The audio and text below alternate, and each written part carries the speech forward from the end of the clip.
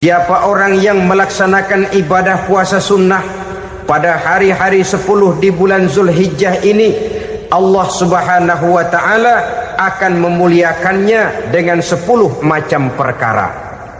Saudara, ini keuntungannya. Assalamualaikum warahmatullahi wabarakatuh. Alhamdulillahi rabbil alamin. Wabihi nasta'inu ala umurid dunya waddin. Salatu wassalamu ala ashrafil anbiya wal mursalin, Sayyidina wa maulana Muhammadin wa ala alihi wa sahbihi ajma'in, amma ba'du. Afdalus siyami ba'da Ramadan syahrullahil muharram, wa afdalus salati ba'dal faridah salatul lail. Diriwayatkan oleh Muslim dari Abi Hurairah, puasa yang paling utama sesudah puasa Ramadan tidak lain adalah puasa di bulan Muharram, dan solat yang paling afdol sesudah solat yang wajib adalah solat pada sepertiga malam yang akhir. Puasa di bulan Muharram merupakan puasa sunnah dan mempunyai nilai yang sangat besar dalam pandangan Allah Subhanahu wa ta'ala. Buat mereka yang mampu melaksanakan puasa sunnah di bulan Muharram ini, boleh melaksanakannya selama 10 hari. Hari yang pertama boleh juga 3 hari saja, atau setidak-tidaknya 1 hari daripada bulan Muharram. Yang kedua, puasa 10 hari daripada bulan Zulhijjah. Karena bulan Zulhijjah ini memang termasuk bulan yang dimuliakan oleh Allah Subhanahu wa ta'ala. Pertama, di sana ada hari Tarwiyah, ada hari Arafah, ada hari kurban, ada talbiyah, ada pelaksanaan haji dengan segala manasiknya. Maka puasa sunnah di bulan Zulhijjah merupakan amalan yang sangat utama dan besar pahalanya dalam pandangan Allah Azza wa Jalla. Sebagian ulama menjelaskan, man shoma hazihil ayyam akramahullahu bi asyri asya'in. Siapa orang yang melaksanakan ibadah puasa sunnah pada hari-hari 10 di bulan Zulhijjah ini, Allah Subhanahu wa ta'ala akan memuliakannya dengan 10 macam perkara. Saudara, ini keuntungannya. Yang pertama, orang yang puasa di hari-hari 10 bulan Zulhijjah diberikan al-barakah fi umrihi, diberikan keberkahan pada umurnya. Setiap kita ingin memperoleh umur yang berkah. Umur yang berkah itu yang bagaimana? Apa yang jumlahnya panjang? Mungkin. Tetapi yang jelas, umur yang berkah ini adalah umur yang bisa dipertanggungjawabkan di hadapan Allah Subhanahu wa ta'ala. Artinya, umur yang diisi penuh dengan kebajikan, umur yang diisi dengan segala macam kegiatan ibadah, dan umur yang dengan demikian sungguh pun kita sudah mati, jasad terkubur dalam tanah, nama kita akan tetap hidup, dikenal orang oleh karena kebajikan yang kita kerjakan.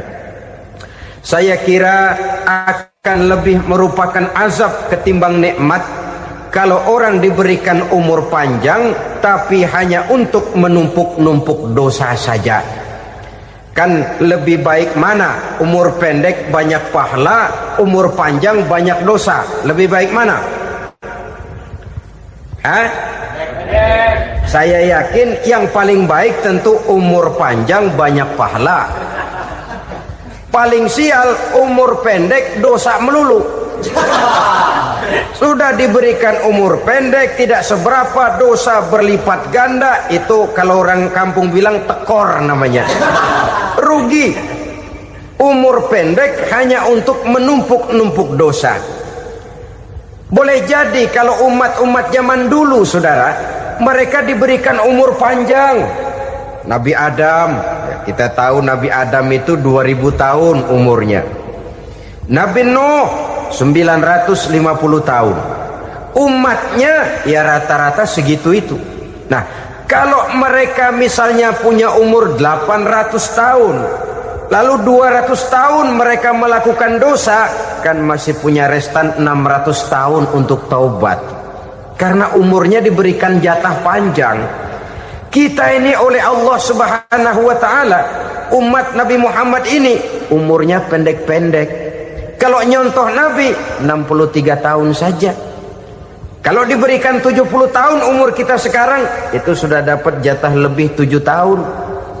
Alhamdulillah bahwa Allah memberikan saat-saat, waktu-waktu, tempat-tempat yang punya nilai istimewa, sehingga umur yang pendek ini bisa bernilai panjang.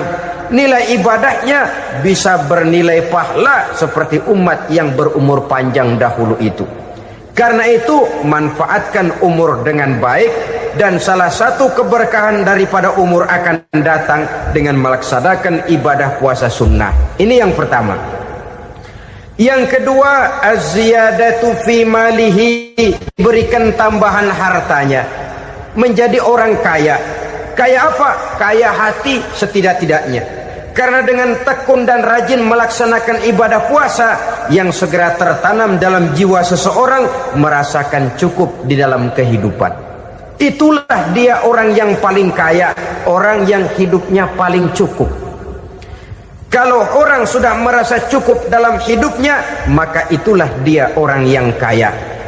Saudara-saudara kaum muslimin rahimakumullah, puasa sunnah memberikan tambahan harta, usahanya berkembang, dengan demikian membawa keberkahan, hartanya makin bertambah, akan menunjang ibadahnya kepada Allah, lebih memantapkan dan membawa ketenangan dalam hidupnya. Itu termasuk berkahnya melaksanakan puasa sunnah itu.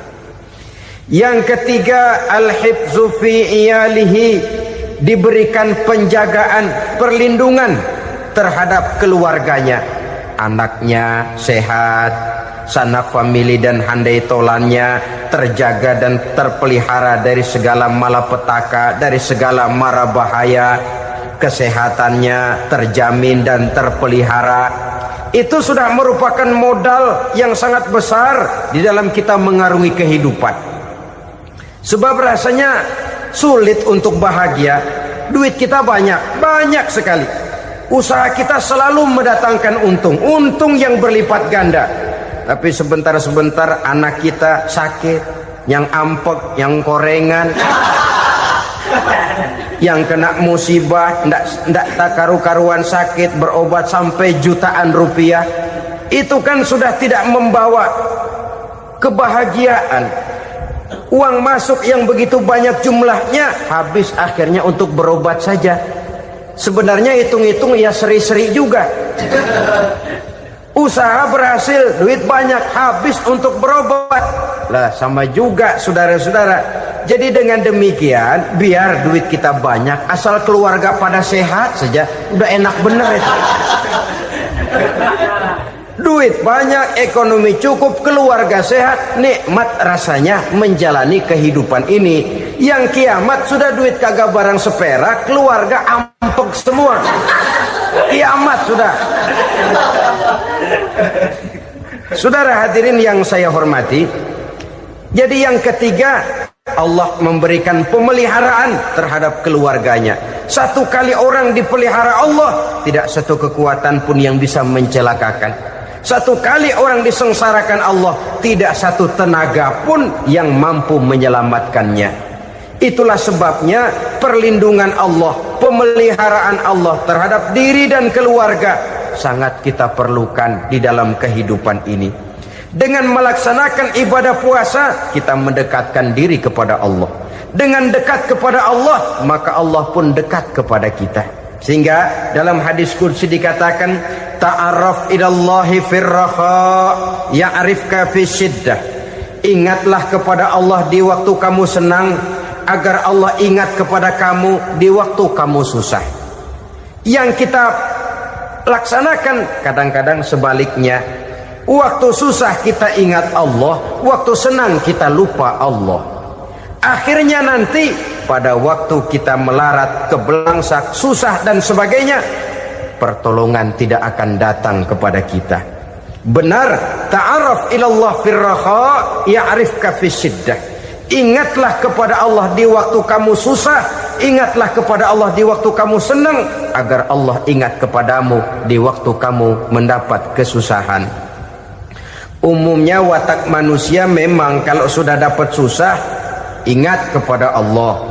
Waktu duduk, waktu berbaring, sambil tidur, dalam segala keadaan Allah disebutnya, Allah dimintakan pertolongannya. Tapi dikala dia berada pada posisi di atas angin, merasa senang, bahagia, Allah terlupakan. Saudara-saudara kaum muslimin, itu yang ketiga. Yang keempat, at-takfiru li sayyiatihi. Orang yang melaksanakan puasa sunnah itu diampuni segala dosa dan kesalahan yang telah dilakukannya. Dan yang kelima, at-tad'ifu li hasanatihi, diberikan balasan yang berlipat ganda dari segala kebaikan yang dikerjakannya. 1 berbalas 7, 7 bisa berbalas 10, 10 masih berbalas 100, masih ditambah dengan wallahu yudha'ifu liman yasha. Allah melipat gandakan pahala orang-orang yang dikehendakinya. Maka carilah satu kebaikan yang apabila kita kerjakan, dosa akan dihapus dan nilai pahalanya menjadi berlipat ganda. 1 kali kita bekerja, 2-3 pulau bisa kita raih dan kita jangkau. Yang keenam, orang yang melaksanakan puasa sunnah di bulan Zulhijjah, at-tashil li sakarati mautihi, diberikan kemudahan pada saat menghadapi sakaratul maut. Maut a mysterious problem. Dia adalah pintu yang setiap orang pasti akan memasukinya. Bahwa mati adalah mati, itu semua kita tahu. Tapi hakikat orang pada saat menghadapi mati itu kan berbeda-beda. Ada yang matinya itu gampang sekali, persis orang tidur saja, tidak nampak gelisah, tidak bikin susah yang hidup, tidak gelimpangan di tempat tidur, persis seperti orang mau tidur saja. Ada yang sulit sekali menghadapi sakaratul maut, gelimpangan di tempat tidur, bikin bingung orang yang nunggu, kadang-kadang seperti kerbau digorok lehernya. Saudara-saudara, sulit menghadapi sakaratul maut. Oleh karena itu Rasulullah sallallahu alaihi wasallam sering beliau itu kalau berdoa membaca Allahumma hawin alayya fi sakaratil maut. Ya Allah, mudahkan saya di dalam menghadapi sakaratul maut. Rasulullah saja, saudara, orang yang ibadahnya paling banyak, orang yang hatinya paling bersih, orang yang akhlaknya paling luhur, masih berdoa semacam ini. Mohon dimudahkan oleh Allah agar mudah menghadapi sakaratul maut. Apalagi kita, terus terang kita ini paling-paling kelas muhtalid, bangsa sama pahala mau sama dosa doyan. Lebih perlu lagi menghadapi sakaratul maut, sehingga apabila malaikat maut datang menjemput nyawa kita, dimudahkan, jangan dibikin sulit, supaya mudah. Jadilah orang baik-baik. Biasanya kalau bagian yang mati, malaikat maut juga kali main-mainin dulu tuh orang, utak-atik, ditakut-takutin dan segala macam. Saudara hadirin yang saya hormati, maka menghadapi sakaratul maut ini merupakan kunci. Apakah seseorang bisa husnul khatimah atau bisa su'ul khatimah? Salah satu jalan untuk memudahkan diri menghadapi sakaratul maut, melaksanakan puasa sunnah di bulan Zulhijjah ini. Yang ketujuh, ad-diya'u li zulumati qabrihi, diberikan terang di alam kuburnya. Kubur, saudara tahu, saudara tentu sering lihat orang dimasukkan ke liang lahat, ditutup dengan papan, dinding ari kata kita di kampung, lalu diuruk lagi dengan tanah. dalamnya liang lahat, gelapnya liang lahat, gelapnya diuruk dengan tanah, gelapnya di dalam kubur, 3 gelap yang menjadi satu. Bapak moyangnya gelap.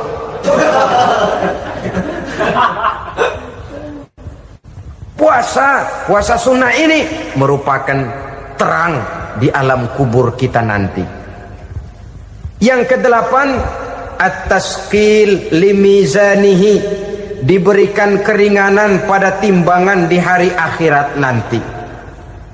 Bahwa setelah dibangkitkan dari kubur, setiap kita akan menghadapi perhitungan, akan ditimbang segala macam kebaikan dan segala macam kejahatan yang pernah kita lakukan di dalam kehidupan. Orang yang melaksanakan ibadah puasa sunnah, at-tasqilu limizanihi, diberikan keringanan timbangan hari akhiratnya nanti. Yang kesembilan, an-najah minal bala, diberikan keselamatan dari segala macam bencana. Dan yang ke-10, as-su'ud ala darajatihi, diberikan ketinggian, naik derajatnya. Derajat di dunia, lebih-lebih lagi derajat di akhirat nanti. Ini keutamaan yang diberikan Allah Subhanahu wa ta'ala kepada mereka yang melaksanakan ibadah puasa 10 hari di bulan Zulhijjah, menurut penjelasan sebagian dari para ulama kita. Jadi setelah puasa Muharram ada lagi puasa Zulhijjah. Kemudian puasa sunnah yang ketiga, puasa sunnah pada hari Senin dan hari Kamis. Apa sumber hukumnya? Diriwayatkan oleh Imam Muslim dari Abi Qatadah, Rasulullah Shallallahu Alaihi Wasallam ditanya tentang puasa pada hari Senin. Kenapa Rasul melakukan itu? Beliau menjawab, zalika yaumu wulidtu fihi wa yaumu bu'istu au unzila alayya fihi.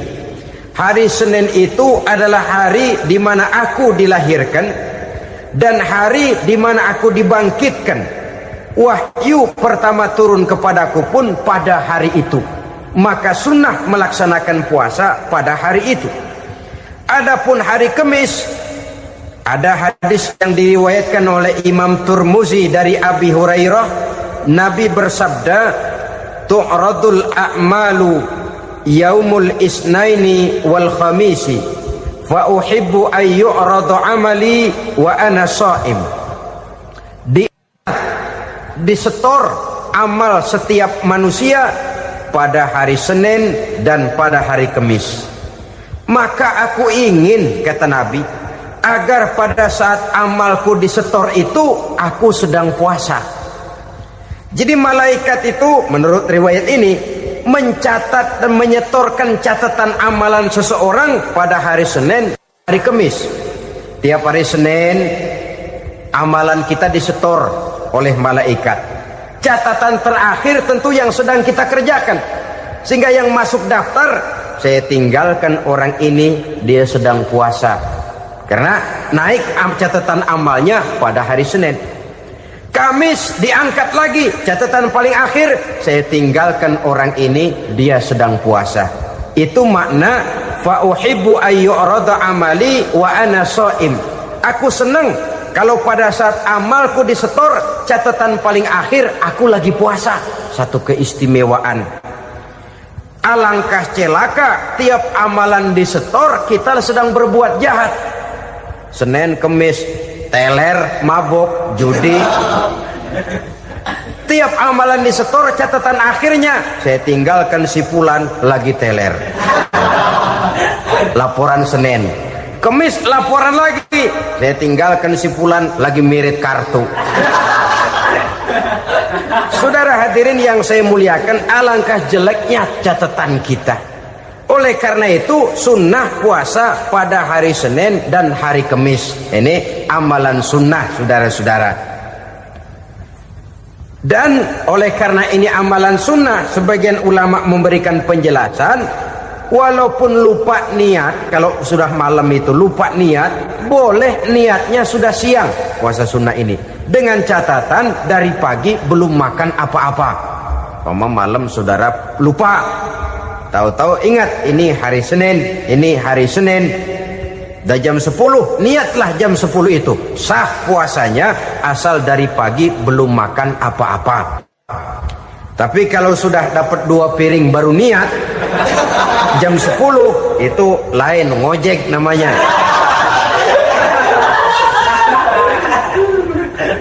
Jadi puasa sunnah yang ketiga, puasa pada hari Senin dan hari Kamis. Yang keempat, puasa jenis sunnah yang keempat, puasa 6 hari di bulan Syawal. Diriwayatkan oleh Imam Muslim dari Abi Ayyub bahwa Nabi bersabda, "Man shoma Ramadhana summa atba'ahu sittan min Syawal kana kasyamid dahri." Barang siapa yang berpuasa di bulan Ramadan kemudian diikutinya dengan 6 hari di bulan Syawal, maka dia seolah-olah seperti orang yang berpuasa 1 abad lamanya. Allahu Akbar. Demikian besar keuntungannya.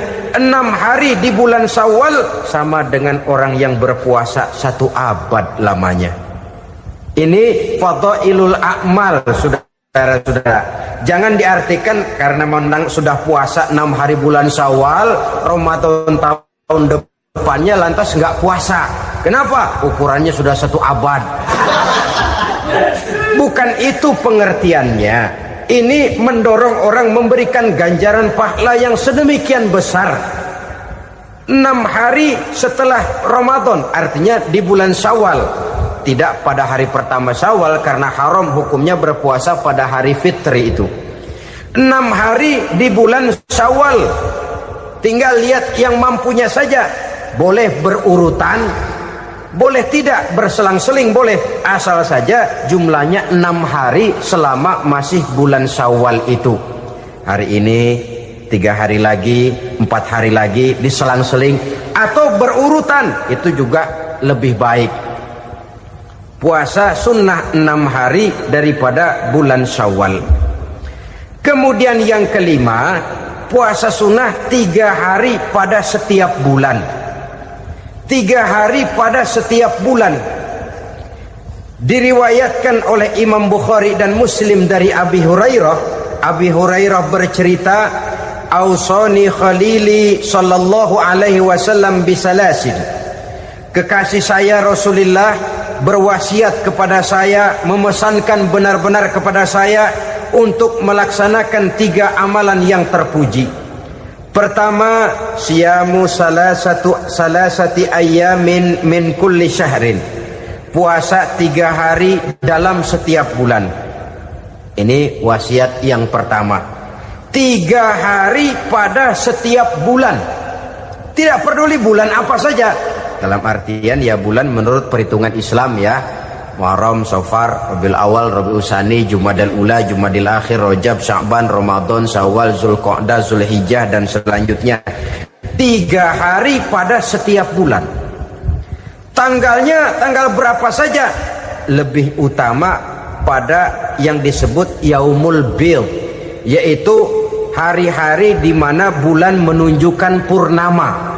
Tanggal 13, tanggal 14 dan tanggal 15 pada setiap bulannya itu disunahkan melaksanakan puasa. Itu wasiat pertama, puasa 3 hari pada setiap bulan. Wasiat yang kedua, waraqatai duha, melaksanakan sholat duha sekurang-kurangnya 2 rakaat. Itu wasiat yang dipesankan benar kepada saya, kata Abi Hurairah. Pertama, puasa 3 hari pada setiap bulan. Yang kedua, usahakan jangan meninggalkan 2 rakaat minimal daripada sembahyang duha. Kita tahu sembahyang duha itu sembahyang sunnah di waktu pagi seketika matahari naik sepenggalahan.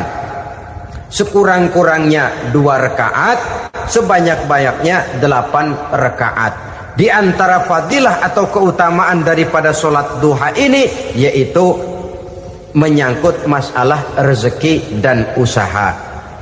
Kemudian wasiat yang ketiga, wa an utira qabla an anama, beliau sangat berwasiat kepada saya untuk sholat witir sebelum tidur. Artinya sholat malam sebagai amalan sunnah di dalam kehidupan kita.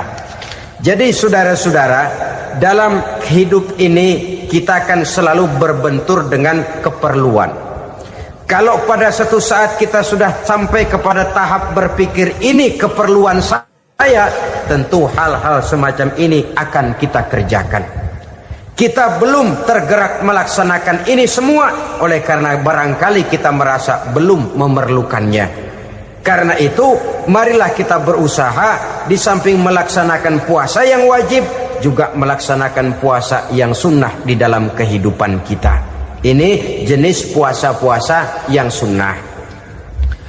Kemudian yang kedua, ada macam puasa yang disebut puasa nazar. Hukum pelaksanaannya wajib apabila nazarnya sudah terwujud. Puasa nazar, puasa yang dikaitkan dengan suatu persoalan. Umpamanya, kalau saya lulus ujian, saya akan puasa 1 minggu lamanya. Begitu ujiannya ternyata lulus, dia wajib bayar nazarnya. Puasa 7 hari, tidak lagi sunnah tapi wajib karena dia nazarkan. Asal saja tidak sah nazar kepada yang makruh, apalagi kepada yang haram. Umpamanya nazar, kalau tembus 6 nomor mau puasa 3 hari.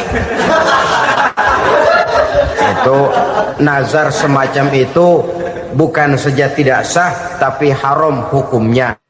Tidak boleh nazar kepada yang makruh apalagi kepada yang haram. Jadi apabila maksud yang sudah kita niatkan tercapai, wajiblah nazar itu dibayar, yaitu kalau nazarnya sunnah melaksanakan ibadah puasa. Saudara-saudara kaum muslimin rahimakumullah. Jenis puasa yang ketiga kita kenal dengan puasa wajib. Dan ini kita laksanakan pada bulan suci Ramadan. Tentang teknis pelaksanaan ibadah puasa di bulan Ramadan sudah pernah saya bicarakan pada pertemuan tentang Ramadan dan Idul Fitri. Pada kesempatan ini saya hanya ingin mengajak bahwa di dalam melaksanakan ibadah puasa Ramadan ini, marilah kita mengadakan evaluasi. Kenapa demikian? Barangkali secara jujur, walaupun agak berat, saya masih harus berkata, masih banyak di antara kita umat Islam yang di dalam melaksanakan suatu ibadah terjebak dalam rutinitas ritual. Apa itu rutinitas ritual? Itu bahasa susah. Berhubung saya tidak ingin bicara yang susah-susah, kita bicara yang mudah-mudah saja. Maksud saya, banyak di antara kita umat Islam yang di dalam melaksanakan suatu ibadah itu hanya dengan prinsip asal sekadar gugur kewajiban saja. Akibatnya, sampai sejauh mana ibadah itu berhasil membentuk kepribadian diri kita, kita jarang mengadakan evaluasi dan penilaian. Sholat yang penting gugur kewajiban. Puasa yang penting sudah gugur kewajiban. Haji yang penting sudah gugur kewajiban. Maka jangan heran kalau itu yang jadi prinsip, ibadah lantas tidak punya dampak dalam membentuk kepribadian diri. Banyak orang yang rajin sholat tapi munkarnya jalan terus. Sampai kadang-kadang kita bingung, yang sembahyang dia, yang nyolong dia. Puasanya kelihatannya tekun tapi tidak punya kepekaan sosial. Sama yatim piatu bersifat masa bodoh, sama fakir miskin malah gemes. Tidak lantas tumbuh kepekaan sosial walaupun dia sudah ikut merasakan tidak enaknya lapar dan haus.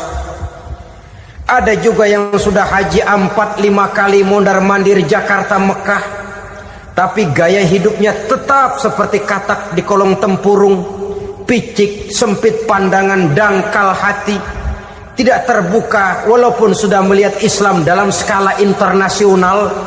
Yang dia lihat, yang dia saksikan, yang dia pandang tidak sanggup menggugah dan mengubah jiwanya, tidak bisa mewarnai pandangan hidupnya. Inilah akibatnya kalau ibadah hanya dikerjakan dengan prinsip asal sekadar gugur kewajiban. Hasilnya yaitu tadi, hajinya cuma menang topi putih sama serban.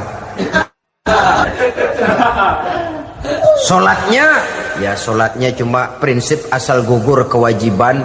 Begitu juga puasanya, begitu juga zakatnya, dan ibadah-ibadah lainnya. Bukan tanpa satu maksud. Jikalau Allah Subhanahu wa ta'ala memerintahkan kita melaksanakan ibadah puasa di bulan suci Ramadan, bahkan maksud itu sangat pada penghujung ayat yang memerintahkan kita puasa. Ya ayyuhalladzina amanu kutiba alaikumus syiyam kama kutiba alal ladzina min qablikum la'allakum tattaqun. Orang yang beriman diwajibkan atas kamu berpuasa, telah diwajibkan juga kepada orang-orang yang sebelum kamu, la'allakum tattaqun, agar kamu dengan puasa itu menjadi manusia yang bertakwa kepada Allah Subhanahu wa ta'ala. Dengan kata lain, berhasil atau tidak puasa Ramadan kita ini akan nampak takwa kita meningkat atau tidak setelah kita melaksanakan ibadah puasa. Sehingga kalau orang mengatakan Ramadan itu merupakan month of training, bulan latihan, keluar latihan tentu harus semakin naik dan baik gaya kehidupan kita. Jadi tujuan utama daripada pelaksanaan ibadah puasa adalah untuk membentuk manusia yang bertakwa. Nah, takwa itu kata Imam Qusairi hurufnya ada 4. Ta, qaf, wawu, ya. Masing-masing huruf ini simbol dari pribadi orang yang bertakwa, bina dan dibentuk oleh pelaksanaan puasanya. Mari kita lihat. Huruf ta adalah lambang dari sifat tawadhu, rendah hati. Orang yang bertakwa, orang yang tidak mempunyai sifat sombong. Puasa menanamkan kita kesadaran terhadap kelemahan, terhadap keterbatasan, terhadap segala ketidakmampuan yang kita miliki. Ya Allah, baru sehari nggak kena makan, nggak kena minum, sudah begini lemesnya. Puasa memang kalau pagi orang masih sehat, masih terdorong oleh sahur, siang masih lumayan, tapi zuhur ke atas biasanya mulai sikap lemah manusiawi, keterbatasan kekuatan biologis itu mulai nampak. Dari sini tanam satu kesadaran. Kalau begitu apa yang mau disembuhkan di hadapan Allah? Kaya, siapa sih orang paling kaya? Ilmu, siapa sih orang paling pintar? Pangkat, siapa sih orang paling tinggi jabatannya? Dari sifat semacam ini lahir introspeksi, rasa mawas diri, timbul sifat tawaduknya, rendah hatinya, tidak melonjak menjadi angkuh dan sombong lantaran sedikit kemampuan dan kekuatan yang dimilikinya. Lalu untuk sikap yang lebih jauh, terwujudlah, terbentuklah apa yang dinamakan stabilitas temperatur batin. Orang tetap konstan menjaga nilai-nilai idealisme yang pernah dimilikinya. Dia mulai dengan adil, dia berjalan tetap dengan keadilan, dan dia berakhir juga tetap dalam keadilan. Jangan mulainya adil, tengahnya setengah adil, di akhirnya malah zolim sama sekali. Ini tidak punya stabilitas temperatur batin. Kan banyak orang begitu toh. Mulanya benar, belakangan mau benar sendiri. Mulanya sudah rela berkorban buat kepentingan orang banyak, belakangan malah selalu mengorbankan kepentingan orang banyak. Waktu di bawah rajin baca ayat kursi, dapat kursi lupa ayat. Stabilitas temperatur batin, tertipu oleh perasaan seolah-olah situasi dan kondisi sudah serba memungkinkan, sudah serba menguntungkan. Orang yang dibentuk pribadinya oleh pelaksanaan ibadah puasa, dia sadar apapun keberhasilannya, apapun kedudukannya, apapun nilai kekayaannya, itu cuma sebagian kecil sekali dari apa yang ada pada zat Allah Subhanahu wa ta'ala. Hati tidak takabur, sesuai dengan namanya takabur dari kalimat takabbaro ya takabbaru, membesar-besarkan diri. Orang yang suka membesar-besarkan diri, orang yang tidak yakin bahwa dirinya orang besar, lalu dibesar-besarkan dirinya. Sebenarnya itu sudah satu sikap di mana dia tidak percaya kepada diri sendiri. Dirinya sebenarnya bukan apa-apa, cuma ingin dianggap besar, lalu dibesar-besarkan. Takabur namanya. Puasa sekali lagi melatih kita menanamkan kesadaran akan kelemahan dan keterbatasan kita sebagai makhluk. Itu sikap tawadu.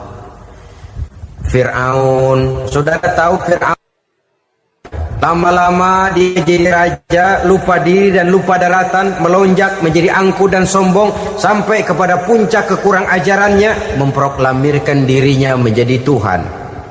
Hitler juga begitu. Pendeknya orang manakala tidak ada kesadaran tentang dari mana segalanya berasal dan kemana segalanya akan kembali, dia mudah out of control.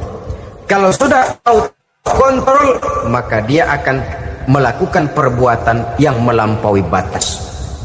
Itu yang pertama.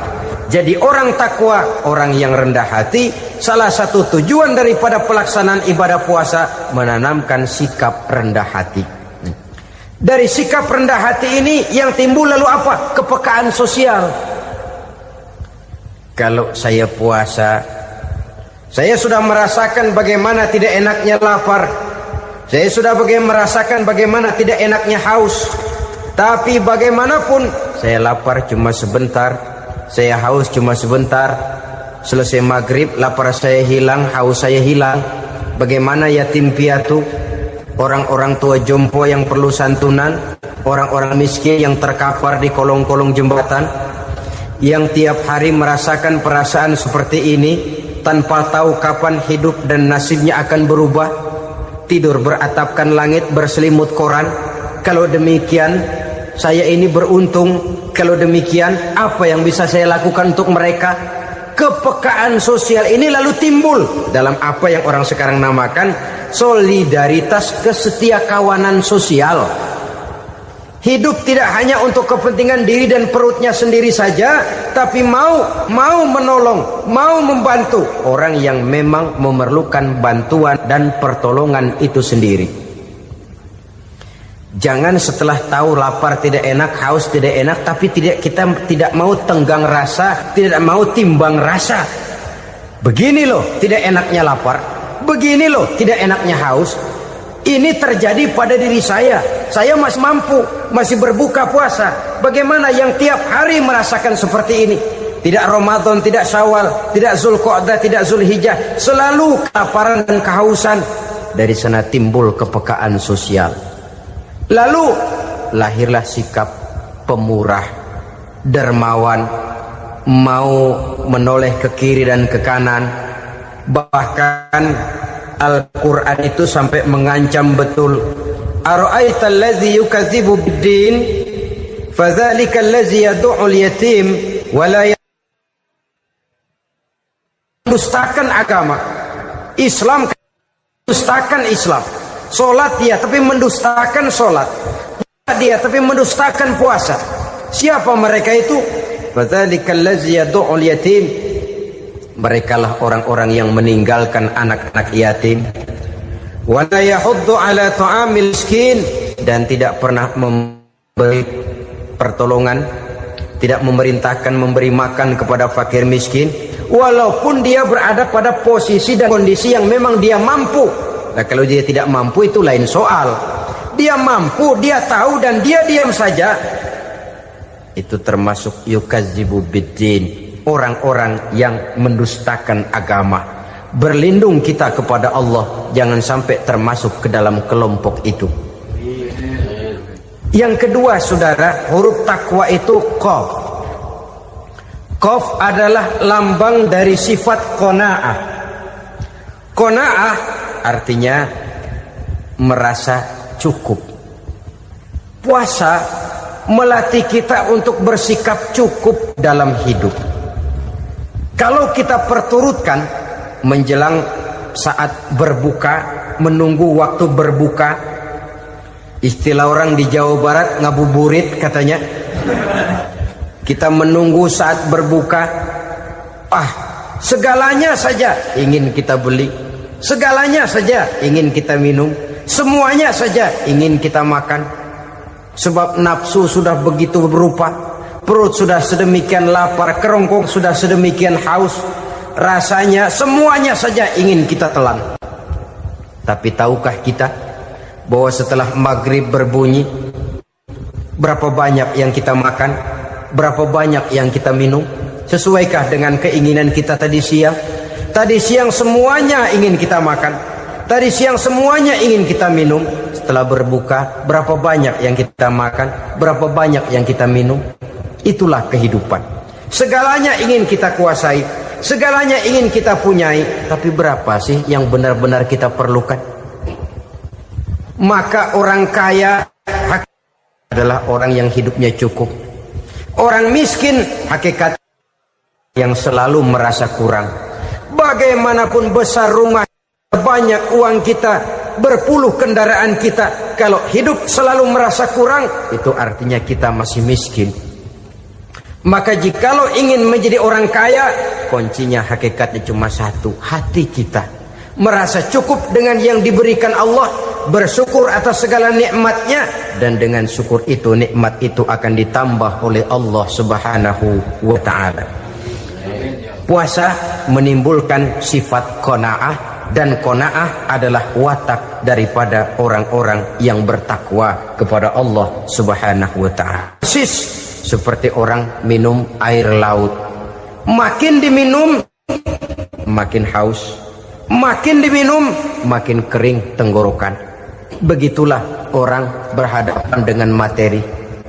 Tadinya dia akan senang kalau dia merasa punya tanah ratusan hektar. Sudah ratusan hektar, tidak cukup ngelamun lagi, alangkah nikmatnya kalau bisa beli gunung. Gunung dibeli. Sudah punya gunung, lihat laut. Aduh, kalau laut juga bisa dibeli, beli lagi laut. Sudah punya laut, lihat ke atas langit, ada yang jual apa enggak ya?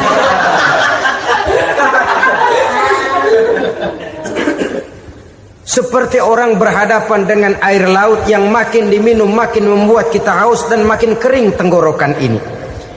Maka itu harus dihentikan. Sikap untuk menghentikan itu tidak lain adalah dengan sifat qanaah itu tadi. Merasa cukup dengan apa yang diberikan Allah, mensyukuri nikmatnya. Itu yang kedua. Yang ketiga, pada kalimat takwa ada huruf wawu. Wawu adalah simbol dari sifat wara dengan ain. Wara, orang yang terpelihara dirinya baik dari yang subuhat, lebih-lebih dari yang haram. Subuhat, saudara tahu, barang yang remeng-remeng. Tapi sungguh pun remeng-remeng, kira-kira prosentasenya 70-30. 70% haram, 30% kemungkinan halalnya. Maka yang subuhat lebih baik dijauhi daripada diambil. Orang yang punya kepribadian wara, dirinya terpelihara, jangankan dari yang haram, dari yang subuhat saja dia sanggup menjaga dan memelihara dirinya. Oleh karena itu saya heran kalau orang di bulan Ramadan dia sanggup menjaga diri di waktu siang dari jenis makanan yang halal, dari jenis minuman yang haram. Ada tahu nganggur di meja siang, enggak dia makan. Ada air teh nganggur di meja siang, enggak dia makan. Padahal itu jenis makanan dan minuman yang halal. Tapi ketika datang maghrib, dia berbuka dengan makanan-makanan yang dibeli dari uang yang dihasilkan dengan cara yang haram. Bukankah itu sesuatu yang terbalik? Bukankah dengan demikian sudah tidak lagi menimbulkan sikap yang bisa memelihara dan menjaga kepribadian diri? Orang yang membiasakan diri terpelihara dari yang syubhat apalagi yang haram, maka baik yang dipakainya, yang diminumnya, yang dimakannya terdirilah dari barang-barang yang baik yang dihalalkan oleh agama. Wara. Kemudian yang keempat, pada huruf kalimat takwa ada huruf yakin. Huruf ya simbol dari sifat yakin. Orang yang puasa dibentuk kepribadiannya mempunyai satu keyakinan yang tangguh, dan keyakinan adalah ciri daripada orang yang takwa. Kita lihat yang dipanggil melaksanakan ibadah puasa ini kan iman. Karena memang sulit untuk melaksanakan puasa kalau tidak iman yang jadi dasar. Setidaknya seperti sudah pernah saya sampaikan, ibadah puasa ini memang sulit terkena penyakit show. Kalau kita sholat barangkali terangsang karena kelihatan orang lain. Kalau kita pergi haji mungkin jadi sugesti karena orang banyak tahu. Kalau kita bayar kita jadi terangsang karena banyak orang lihat. Tapi kalau sudah puasa itu kan yang tahu cuma kita dan Allah saja. Ya, kita sholat, orang lain lihat, kita jadi rada semangat. Kita pergi haji, orang lain banyak ngantar, kita semangat. Kita bayar zakat, orang lain banyak saksikan, kita bersemangat. Tapi kita puasa, siapa yang mau nyaksiin kita puasa?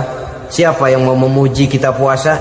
Siapa yang mau menyanjung kita puasa? Itu cuma urusan kita dan Allah.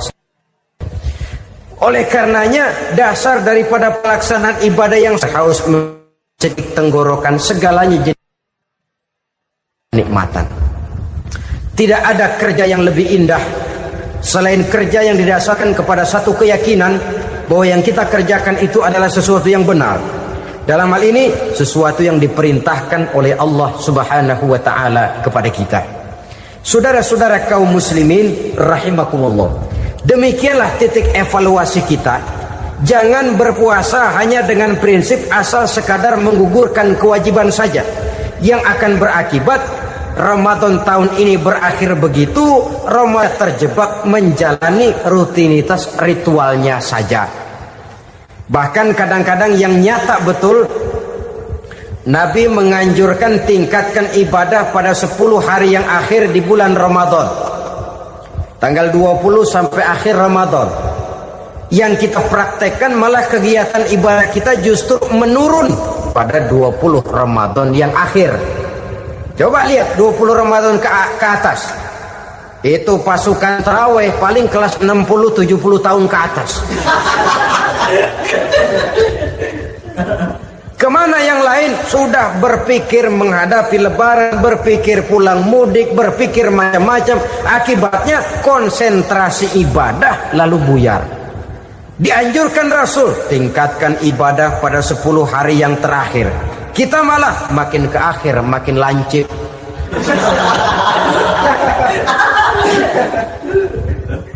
Saudara-saudara kaum muslimin rahimakumullah, kita terjebak oleh sesuatu yang sementara, oleh sesuatu yang bersifat kulit, lalu meninggalkan isinya. Padahal jikalau kita tidak mengisi Ramadan dengan kegiatan ibadah, berarti kita tidak keluar dari Ramadan dengan jiwa yang baru, yang sudah ditempa oleh pengalaman ibadah di bulan Ramadan. Artinya kita tidak kembali kepada fitrah, kesucian seperti saat kita dilahirkan.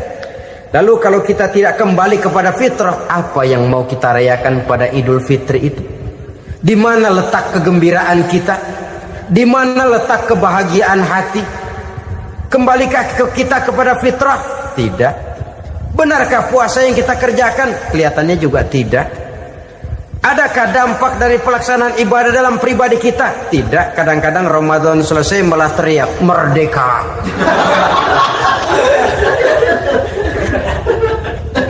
Kalau tadinya Ramadan dia merasa terhalang, mau keluar siang, mau makan siang, bulan puasa, mau minum siang, bulan puasa, mau gandengan, bulan puasa. Ramadan selesai, kibarin bendera teriak merdeka. Lalu kembali merajalela, saudara-saudara, dampaknya tidak akan kelihatan. Padahal puasa yang baik la'allakum tattaqun membentuk manusia yang bertakwa kepada Allah Azza wa Jalla. Nah, sekarang apa kemudahan dan keistimewaan yang akan diberikan Allah kepada mereka yang sampai kepada tingkat takwa ini? Al-Quran menjelaskan, pertama, may yattaqillaha yaj'al lahu makhraja. Barang siapa yang bertakwa kepada Allah Subhanahu wa taala, maka dia akan diberikan makhraja. Makhraja itu jalan keluar dari segala macam kesulitan. Jalan keluarnya ada saja. Menurut ukuran kemampuan dia tidak mungkin, mustahil, tidak bisa, mana mungkin. Tapi pada waktunya ada saja jalan keluarnya. Termasuk jenis yang yaj'al lahu makhraja. Orang yang bertakwa kepada Allah selalu diberikan jalan keluar dari segala kesulitan yang dihadapinya.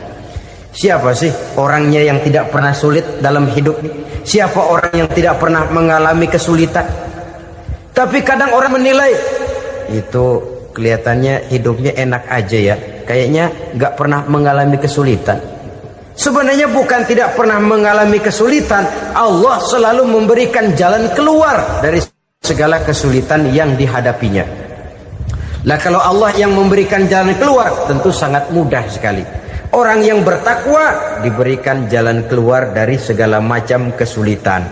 Satu. Yang kedua, wa yarzuqhu min haitsu la yahtasib. Dia akan diberikan rezeki oleh Allah dengan jalan yang tidak disangka-sangka. Rezekinya datang dengan cara yang tidak disangka-sangka. Gajinya mungkin kecil, tapi penghasilannya gede. Kan itu yang penting. Gaji dan penghasilan kan lain tuh. Boleh jadi gaji kecil, asal penghasilan gede, kan nikmat hidup itu. Nah, penghasilan ini ada yang bisa kita perkirakan. Bisa kita perkirakan. Misalnya gaji itu tadi. Kalau saya kerja, gaji saya begini. Ada rezeki yang masuk min haitsu la yahtasib. Tidak kita sangka-sangka, tidak kita duga-duga, tahu-tahu ada saja rezeki. Datang orang bawa persoalan yang mendatangkan hasil. Sebab rezeki, jodoh, maut memang seperti bayangan. Kita uber-uber dia lari, kita diem dia diem. Kan gemesin itu. Bayang-bayang itu begitu. Kita kejar, dia lari. Rezeki juga begitu. Kita diam, dia diam. Setengah mati yang namanya rezeki kita cari, kita uber, ngobek sampai ratusan bohong kita kerjain. Tapi memang belum waktunya, ya sulit untuk tembus. Tapi kadang-kadang giliran kita nongkrong di rumah, datang orang bawain rezeki. Itulah yang namanya rezeki. Tapi ini untuk orang yang bertakwa. Kalau tidak punya kredibilitas takwa, jangan lalu pakai ayat ini. Diberikan Allah dengan rezeki dengan jalan yang tidak disangka. Kan ada ayatnya dah. Kita mah manteng aja di rumah dah. Ntar juga tuh rezeki datang. Ini fasilitas yang diberikan kepada orang yang wa may yattaqillah, bertakwa kepada Allah, yarzuqhu min haitsu la yahtasib, diberikan rezeki dengan cara yang tidak disangka-sangkanya. Maka kadar ketakwaan jangan membuat kita buruk sangka. Tuh orang ya nggak kemana-mana, duitnya ada aja. Kalau dia takwa, Allah berikan jalan keluar. Yang lantas ngelihat kiai orangnya ahli ibadah, ilmunya tinggi, akhlaknya luar biasa, takwanya tinggi, rezekinya lancar, lalu husnuzon nih kiai nggak kemana-mana, duitnya banyak, miara tuyul kali ini. Itu termasuk jaminan Allah yang masuk kategori min haitsu la yahtasib. Yang ketiga, yaj'al lahu min amrihi yusra, dimudahkan segala urusannya. Dimudahkan segala urusannya. Kemudian yang keempat, yukaffir anhu sayyiatihi wa yu'azzim lahu ajra, diampuni segala kesalahannya, dan dibesarkan pahala kebaikan yang dikerjakannya.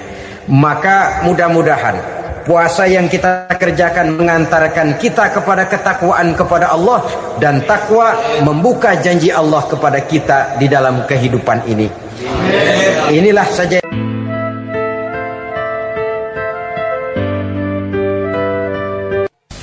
Bapak-bapak, ibu-ibu, saudara-saudara kaum muslimin rahimakumullah. Murai di dahan dan kokok ayam di kandang. Dunia ini penuh dengan berbagai macam kesibukan. Sejak dari petani yang turun ke ladang, pedagang yang berangkat ke pasar, pelajar yang menuju sekolah, sampai kepada pegawai yang berangkat ke kantor, seluruhnya tidak lain untuk mencari sesuatu yang bernama bahagia.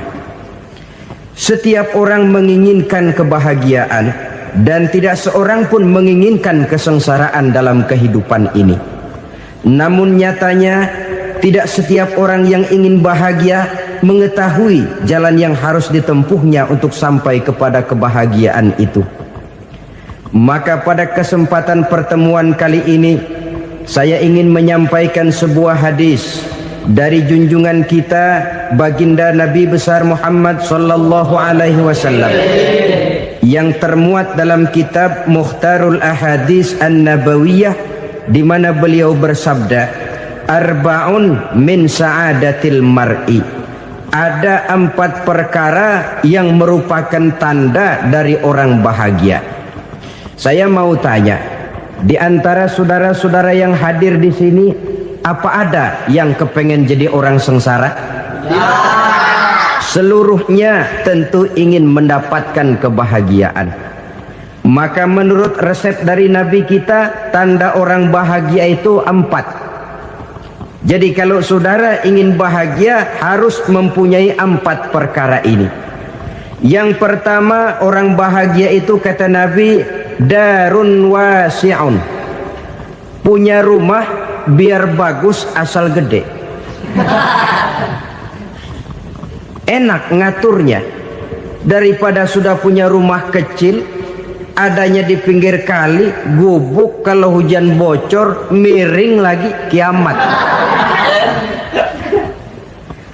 Loh, kalau gitu Islam materialis dong.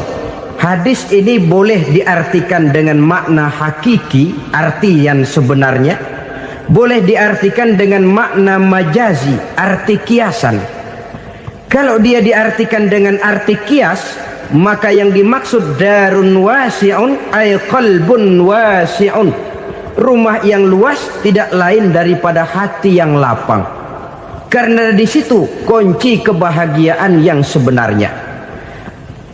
Walaupun kita cuma tinggal di petak berukuran 2 kali 3 meter, kalau hati kita luas-luas rasanya rumah itu.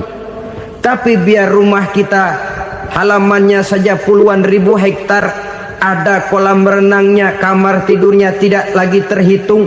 Kalau hati yang menempati rumah itu sempit, maka akan terasa sempit jugalah rumah itu. Tempat bergantungnya tidak lain adalah hati. Marilah kita mencoba melihat berbagai pandangan orang tentang bahagia ini.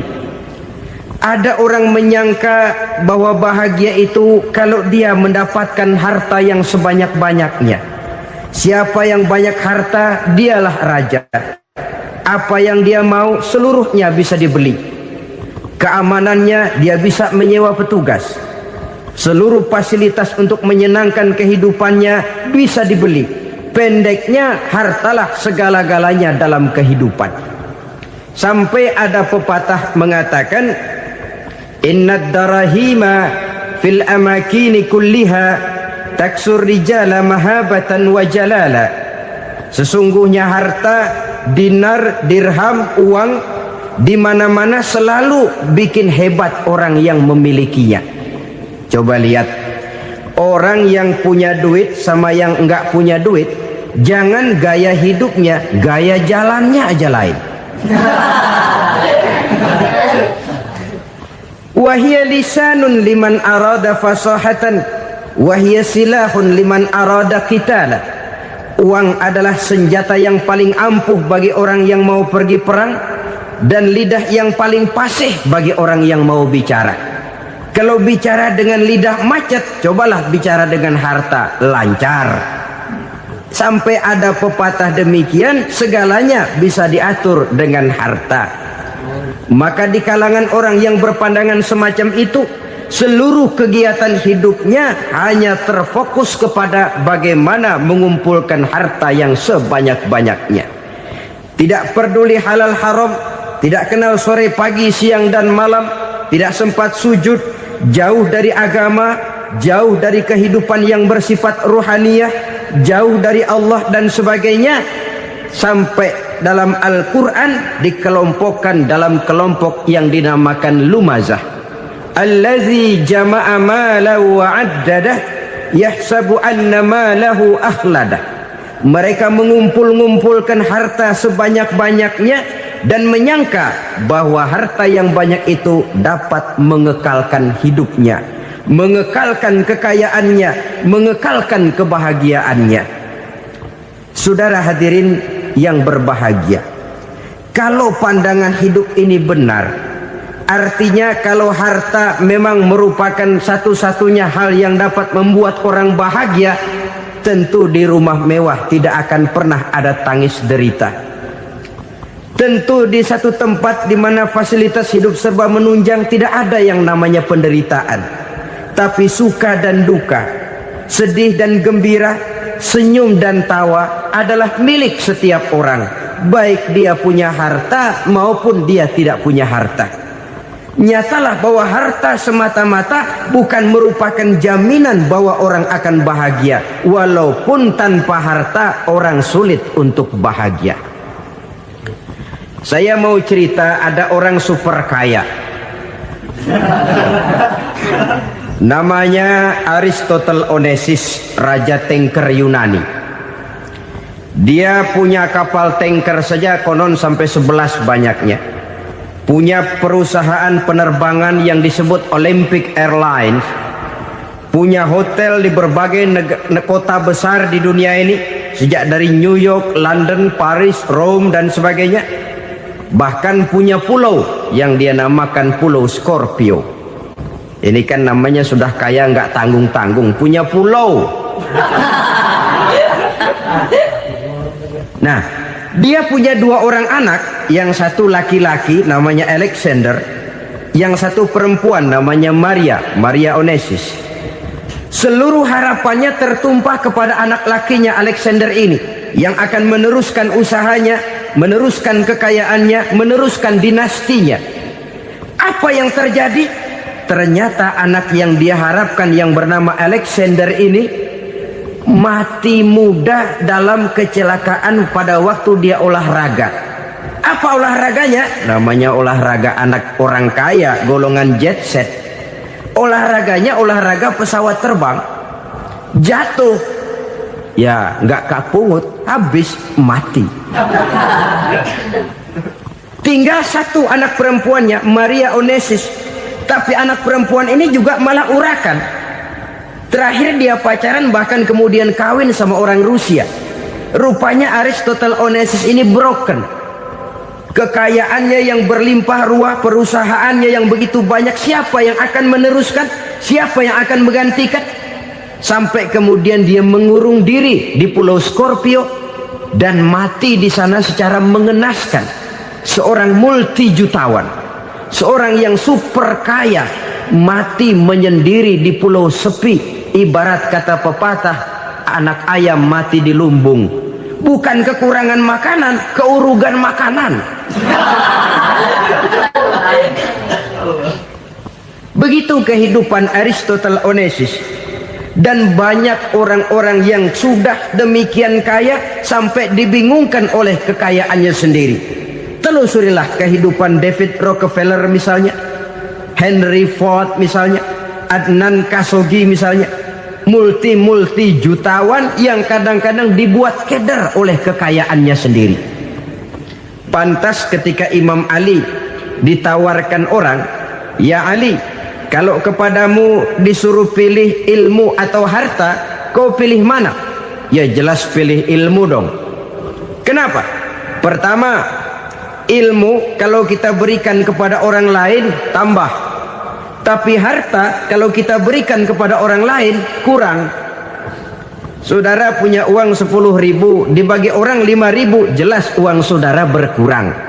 Tapi saudara punya ilmu diberikan kepada orang lain bisa, saudara pun makin mantap. Tidak lantas jadi bodoh karena ngajarin orang. Saudara bisa Fatihah lalu mengajarkan orang Fatihah, orang bisa, saudara pun makin hafal. Tidak lantas setelah diajarin orang ilmunya hilang. Begitu datang dia minta orang, tolong ajarin saya Fatihah, udah habis, nggak ada.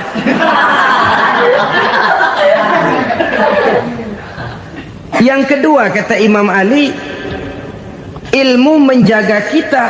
Kalau harta, kita yang harus jaga. Makin banyak ilmu, makin terpelihara diri seharusnya. Tetapi makin banyak harta, makin bingung kita jaganya. Sampai kadang-kadang kalau perlu seluruh keliling rumah dipasangi alarm. Belum cukup disewakan anjing besar-besar, pasang di depan pintu, awas anjing galak. Masih belum cukup juga, cari centeng tukang-tukang kepruk jaga rumah. Masih terasa belum aman, padahal rumahnya dikelilingi tembok besar. Di balik tembok ada pintu-pintunya tebal. Di balik pintu itu terbuka masuk kamar, kamar pun ada pintunya, pintunya pun kuat. Masuk ke dalam kamar ada lemari, lemarinya pun pintunya kuat, dikunci, kuncinya pun kuat. Tapi tahap seluruhnya yang timbul cuma sekedar was-was saja. Kesimpulannya sekali lagi, tanpa harta orang memang sulit untuk bahagia. Tapi harta semata-mata tidak merupakan jaminan orang akan bahagia. Dengan hati yang luas, itu modal utama untuk mencapai kebahagiaan hidup. Orang yang hatinya luas, saudara-saudara, punya hati yang lapang, melihat kenyataan hidup ini, dia bersyukur senantiasa kepada Allah. Lantas tidak timbul hasud dan iri hatinya. Oleh karena itu jiwanya selalu lapang. Kalau tidak, cupik hati namanya, dangkal pandangan, tidak senang melihat orang lain dapat nikmat, dan itu sering dijadikan contoh. Kalau orang yang lapang dada, dia lihat tetangganya beli TV baru, dia berkata, alhamdulillah ya, tetangga kita beli TV, mudah-mudahan kita bisa ikut nonton. Lapang dadanya. Tapi orang yang sempit hati, lihat tetangga beli televisi, meriang. Enggak diapa-apain, meriang. Besoknya dengar tetangga beli motor, makin sakit, ke rumah sakit. Lalu di rumah sakit dengar tetangganya beli mobil, mati. Disiksa oleh perasaannya sendiri. Orang kalau hati sudah sempit dalam hidup, kemanapun dia pergi, sempit rasanya medan kehidupannya. Kemudian kita melihat juga ada orang yang menilai bahwa bahagia itu katanya kalau punya kedudukan yang tinggi, pangkat yang agung, wibawa yang besar. Mungkin betul, tapi mungkin juga tidak. Bergantung kepada hati orang yang punya pangkat itu. Sama dengan harta tadi. Harta akan membawa bahagia kalau dia jatuh ke tangan orang yang berhati lapang. Tapi harta akan jadi bencana kalau jatuh ke tangan hati orang yang sempit. Pangkat akan membawa bahaya kalau jatuh di tangan hati orang yang sempit. Lebih dari itu, kenyataan mengajarkan kepada kita bahwa ternyata pangkat dan jabatan tidak selamanya memberikan kebahagiaan dalam kehidupan. Bahkan resikonya kelewat besar. Beberapa bukti kita bisa ambil dari para pemimpin dunia yang menjadi korban lantaran pangkat dan jabatan yang disandangnya. Saudara ingat Presiden Abraham Lincoln dan John Kennedy dari Amerika? Dibunuh orang. Park Chung-hee dari Korea Selatan, Ziaur Rahman dari Bangladesh, Anwar Sadat dari Mesir, terakhir Indira Gandhi dari India, menjadi korban dari pangkat dan jabatan yang disandangnya dari orang-orang yang tidak senang dia memegang jabatan itu. dia akan mudah mengundang bencana. Sehingga pantas kalau seorang presiden terkemuka Amerika, Harry Truman namanya, dia mengatakan jabatan presiden itu, kata dia, seperti orang nunggang macan, naik macan, harus kita taiki, kalau enggak dia bakal nerekam kita, ngeri katanya. Adapun orang yang hatinya lapang, kalau dia menerima pangkat dan jabatan, dianggapnya itu satu kesempatan untuk berbuat baik. Tapi orang yang berhati sempit, menerima pangkat dan jabatan, bukan kadang-kadang menerima, malah berusaha setengah mati mencapai dengan segala cara. Kalau perlu jilat atas, jilat atas. Jadi golongan sumuhun dawuh. Jadi kelompok kulon nuwun, yes sir, yang kerjanya cuma oke bos. Kalau perlu jilat atas, jilat atas. Kalau perlu injak yang bawah, injak yang bawah. Perlu sikut kiri kanan, sikut kiri kanan. Yang penting pangkat dapat, jabatan dapat. Orang yang semacam ini, kalau sudah mempunyai pangkat dan jabatan, biasanya dia tidak menganggap itu sebagai amanah, tidak menganggap sebagai kesempatan berbuat baik, tapi malah kesempatan untuk memperturutkan hawa nafsunya yang dilatar belakangi oleh kesempitan hatinya tadi. Apalagi kalau orang memperoleh pangkat karena banyak mengeluarkan uang, seakan-akan pangkat dan jabatan itu sekarang macam proyek, pakai tender. Siapa yang berani bayar segini naik, nggak berani minggir. Padahal logikanya, kalau orang mencapai satu jabatan karena banyak mengeluarkan uang, hampir bisa dipastikan bahwa setelah jabatan itu dia pegang, langkah pertama yang akan dilakukannya ialah berusaha bagaimana uang yang dia keluarkan supaya kembali. Ya paling kurang pulang modal dulu dong. Soal mikirin rakyat soal nanti, tapi ini modal harus pulang. Itu celakanya kalau orang memperoleh pangkat dan jabatan cuma karena banyak mengeluarkan uang. Jarang orang yang mempunyai keyakinan dan pandangan bahwa pangkat dan jabatan merupakan amanah. Jadi sekali lagi, pangkat dan jabatan mungkin saja membawa kebahagiaan kalau jatuh ke tangan orang yang berhati lapang. Tapi bisa jadi bencana kalau dia jatuh ke tangan orang yang mempunyai hati yang sempit. Dan lagi-lagi stresnya hati yang lapang. Lalu sebagian orang, saudara, ada yang berpandangan katanya bahagia itu kalau jadi orang terkenal, mempunyai popularitas, menjadi idola di kalangan remaja, di kalangan orang tua, di segala lapisan masyarakat. Padahal makin populer orang, makin terikat dia. Ya kalau macam kita ini kan nggak punya nama, nggak populer, tengah malam buta mau nongkrong di warung Tegal aman.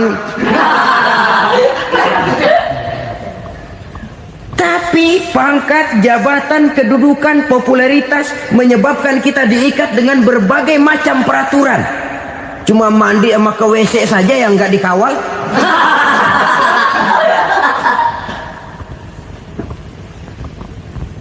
Benarkah popularitas, ketenaran membawa kebahagiaan? Mungkin, ya, tapi mungkin juga tidak. Kenapa? Banyak orang-orang populer yang mengakhiri hidupnya secara tragis. Kita ambil beberapa nama. Di Amerika tahun 60-an ada bintang seksi paling terkenal yang dijuluki sex bomb. Bom seks. Sampai sekarang jadi legenda, namanya Marilyn Monroe. Singkatan dobelnya itu inisialnya MM, Marilyn Monroe. Terkenal, top, sampai dia mati tahun 62, namanya sekarang masih saja dibicarakan orang. Kenapa dia bunuh diri? Tidak punya hartakah dia? Banyak. Kurang populerkah dia? Seluruh dunia mengenalnya. Sejak rakyat kecil sampai pejabat tinggi dia punya hubungan. Kenapa? Jenuh Dia terlahir dalam keadaan yatim. Setelah itu tidak lama dia berangkat remaja, ibunya meninggal. Pindah dari wanita asuh ke wanita asuh sampai 12 orang ibu angkatnya. Dan kekecewaan yang paling parah, setiap laki-laki yang dekat dengannya hanya seperti kapal berlabuh. Datang dan pergi silih berganti. Padahal dia merindukan seseorang yang bisa melindungi hidupnya. Dia rindukan itu dan dia tidak pernah menemukan. Itu yang akhirnya menyebabkan dia minum pil tidur kelewat dosis, minum obat tidur kebanyakan, ya tidur terus sampai sekarang.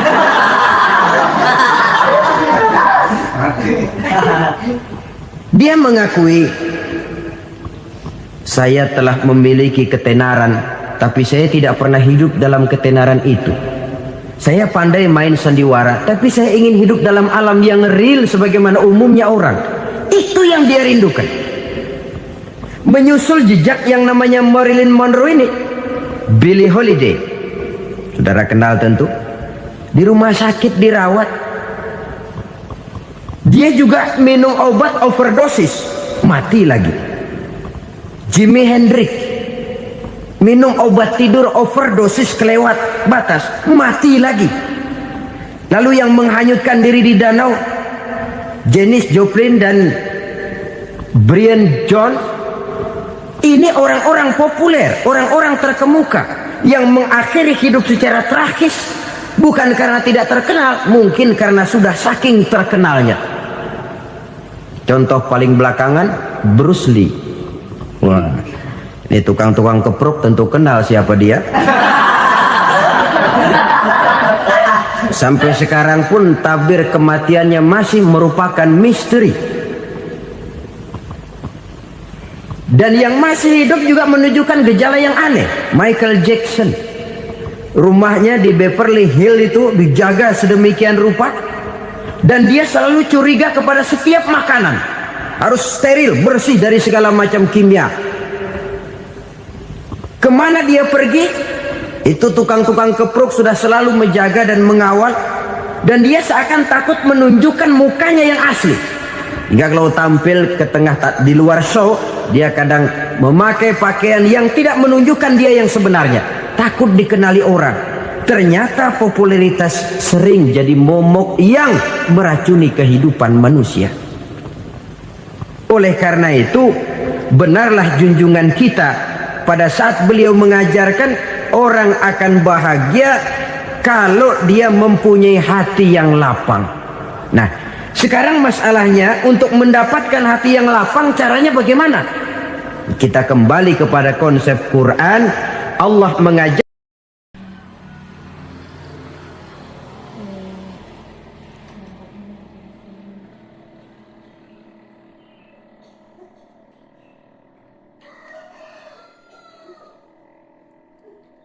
dekat pasar ya?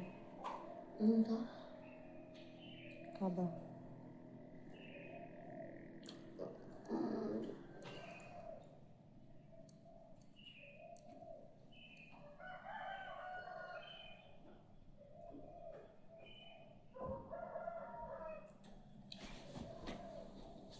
Mau kena burung enggak? Enggak. Enggak gitu.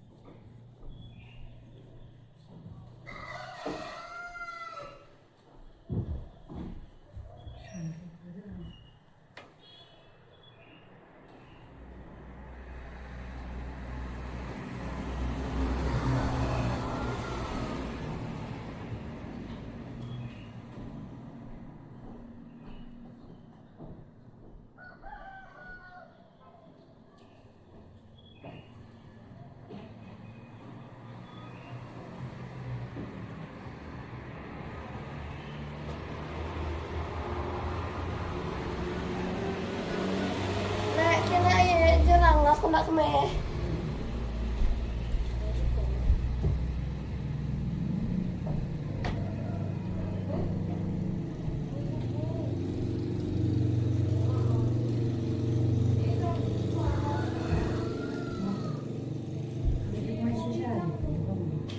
Bukan nama. Padahal belum ketemu mana. Tak. Ini yang kawin dan saya. Problema. Naik mana? Biasa suka saya. Lagi berjalan Kemana? kalau anu putunya kalau anak di meja alhamdulillah anak